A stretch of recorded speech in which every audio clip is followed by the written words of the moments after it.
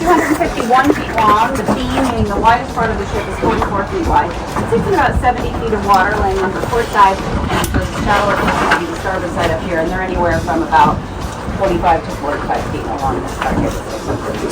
So the way this works, if there was a submarine in distress, the Kittywake could locate it. See these two orange markers, there's one on each side. There were originally two on each side for a total of 4.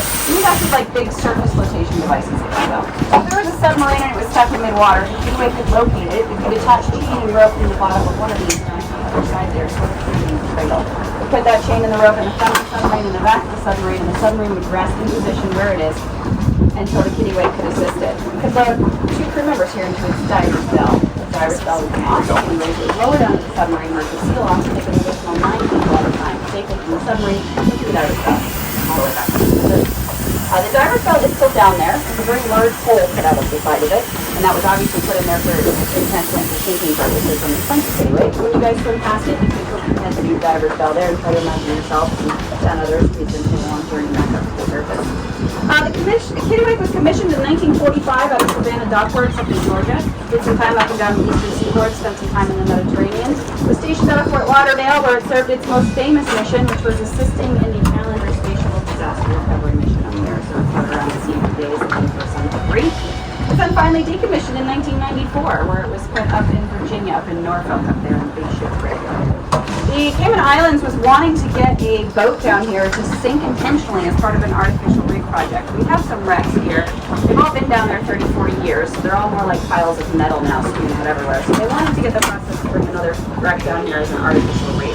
So they started the process on the Kittywake. Now, generally, sinking boats isn't a huge deal. Florida does it every 6 months to a year, one right after the other. So it had to be made environmentally friendly, so they had to take all the copper wiring and the lead off of it before they could put it underwater. And then there was a bit of a paperwork issue that they hit with the Kittywake, because the Kittywake was a U.S. flagged vessel. At that point in time, there was no U.S. flagged vessel sunk outside of U.S. territorial waters. The Kittywake was covered. So this caused a lot of red tape to get the Kittywake down here, so they had to go through D.C. This was also right around the time the U.S. was switching presidents from Bush to Obama. So in that whole transition, the Kittywake sort of got put on the back burner. So the Cayman Islands Tourism Association that was heading up the project of getting the Kittywake down here, after 5 or 6 years, was kind of like, okay, that's it. We could no longer work, this isn't going to work. Too much money, too much time on just one boat.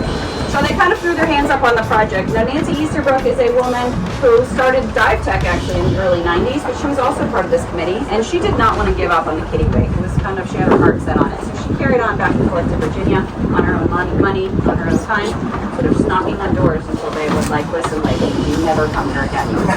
So they towed it down here from Virginia on a big long tow rope, went right past Lighthouse Point on Christmas Day 2010, and they sunk it just in front of us here on January 5th, 2011. You cannot use explosives here in Cayman, so the way they sunk it was they cut large holes throughout the entire exterior and the interior of it, and then they flooded it. And there's a great video of it on YouTube. It's a couple hours of nothingness. The last 10 minutes are very exciting. It sunk straight up and down in the water just like they had intended to sink it. When they originally sunk it, it sat in about 50 feet of water with these top decks right here and about 2 to 3 feet of water. So you could actually look off the shore and see people walking across the decks of the Kittywake right here. People out here on waist deep water. Over time, storms have passed through. Moved the Kittywake deeper, about 20 feet deeper, and moved it towards the edge of the deep wall and rolled it onto its port side. So now I was saying earlier, the maximum depth we'll get down in the sand is about 70 feet, and the top decks are anywhere from 30 to 40 feet. So guys, how this is going to work is we're going to split you up into 2 groups, hence my asking for buddy twins earlier, and we're going to take you on a fully guided tour of the wreck. Who's guiding Sammy?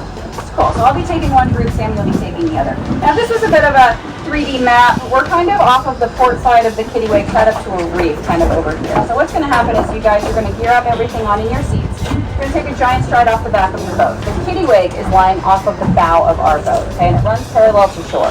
So the bow is facing that way, the stern is facing that way. So once we all get in the water, we're going to take a nice surface swim up to the front of the boat. Okay, that's also where our mooring line is. We can work our way down on the mooring line, and we're going to almost come right onto the port side, right around midship here on the Kittywake. Okay, myself and Sammy will have different routes we'd like to take you on, but the whole dive will be a multi-level dive. We'll start around the deeper parts first, spend some time on the outside, and then we'll take you through all of the rooms. So around the outside here, we can swim between the propeller and the rudder. You can see the name Kittywake painted across the stern. We'll enter through either one of the large holes here on the stern or the bow. We'll take you through the bottom rooms first, swim you down through their bank or the room where they used to fill all of their bank bottles. Past their engine room, you can actually, in the very bottom room here, you can look out the smokestack. It's a pretty view. It's one of my favorites. Up here, up through the bow, these middle rooms here, their kitchen galley area. You can see where they used to serve all of their food. Tabletops and countertops have been removed, but the little stumps are still there. Probably crossed over the smokestack again, past the bathrooms. The only part of the bathroom you can see are the 3 showers that still remain. Back here through what we like to call the Dan room, there are 2 fully intact recompression chambers in there. So if you guys don't know what those look like, it's probably a good thing. But they're like 2 big tubes, porthole entry exits on them. Back here through the deck, you can poke your head in that diver's bell.